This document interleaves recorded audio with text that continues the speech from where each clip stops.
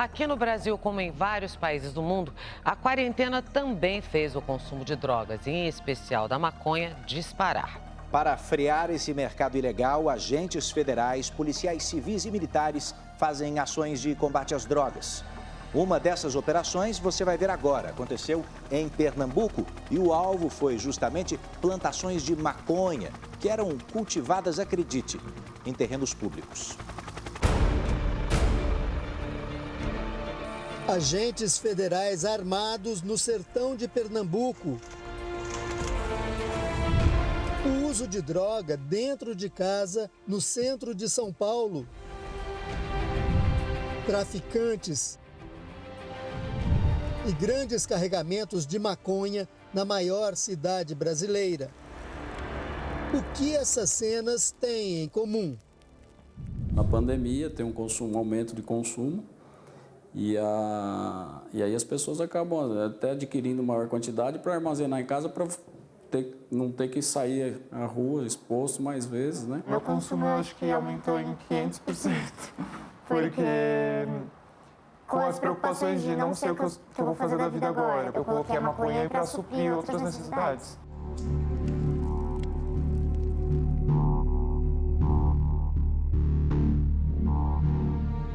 Para o mercado criminoso das drogas, o coronavírus é parceiro. Essa situação da pandemia, que assola o mundo todo, ela não está afetando o tráfico de drogas. A Polícia Federal fez vários estudos durante esse ano de 2020. E eu posso te afirmar com certeza que a quantidade de maconha apreendida está aumentando. Centro de São Paulo.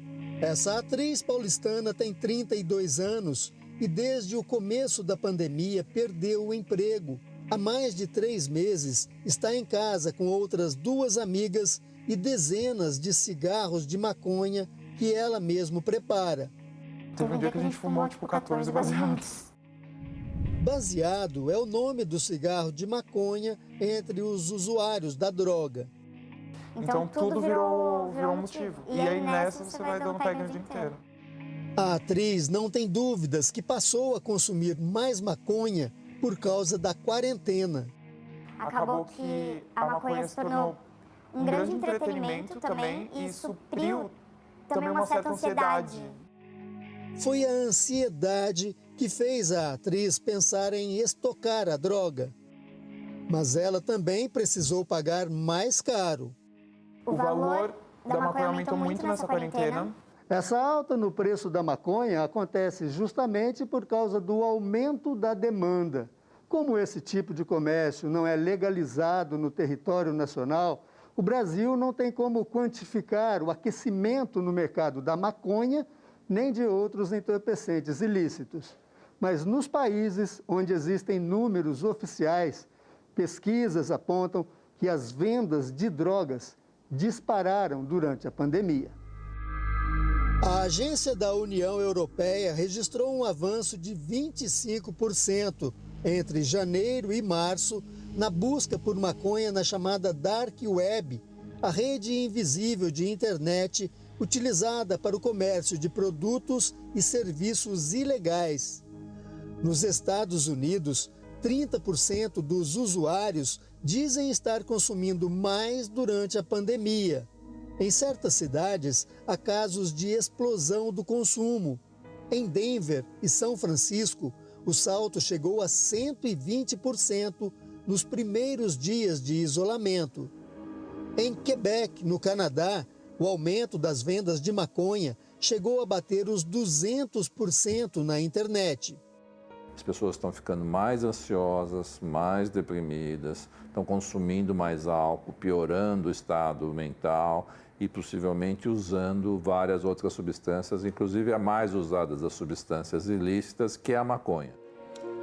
Com a explosão na procura, o tráfico precisou correr para abastecer o mercado. Então acabou tendo aí uma safra, né, chegando aí, o pessoal aumentou o encaminhamento da maconha para a capital em razão do consumo. Durante um mês, o Departamento de Inteligência da Polícia Civil monitorou dia e noite a rotina de traficantes de maconha. Essas imagens, cedidas com exclusividade ao Domingo Espetacular, mostram os investigadores seguindo o carro do chefe de uma quadrilha. Ele transporta uma balança que acabou de comprar para pesar a droga que estava para chegar do Paraguai. Aqui, traficantes vigiam o local onde a maconha seria pesada e distribuída. O motorista do caminhão entra no veículo carregado e estacionado na rua. Dias antes, esta carreta carregada de maconha também foi apreendida. Em uma semana, a polícia tirou de circulação quase 13 toneladas de maconha que abasteceriam o mercado de São Paulo. Elas estavam em pacotes que viajaram do Paraguai a São Paulo, escondidos em sacos de grãos de soja e em caixas usadas para transporte de aves. 16 traficantes foram presos, entre eles o líder do bando, conhecido como Barriga. Teve um abastecimento na cidade de São Paulo, né, na capital, que chegamos vários carregamentos e nós acabamos interceptando 2 desses carregamentos que, quanto tem demanda, eles vão querer fornecer. Então, razão disso, as apreensões continuam aumentando e a quantidade de apreensão, o peso total, tem aumentado. No Nordeste, o combate ao tráfico de maconha também aumentou. Armados com fuzis e metralhadoras, 113 homens atuam numa operação organizada pela Polícia Federal. A ação teve o apoio da Polícia Rodoviária Federal e da Polícia Militar de Pernambuco em 9 municípios em plena pandemia. Orientadas por imagens de drones e de satélite, as equipes localizam as plantações de maconha. 3 helicópteros deslocam a tropa para os pontos onde o acesso é mais difícil. Em barcos, os policiais chegam às ilhas do Rio São Francisco, onde fica grande parte das roças de maconha.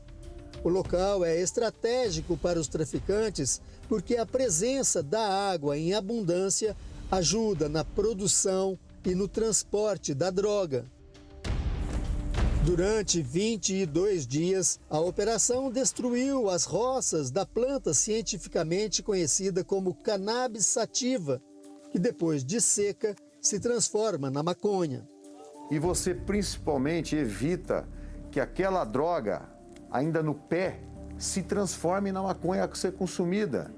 Ou seja, o processo de transformação da droga, da secagem, é evitado.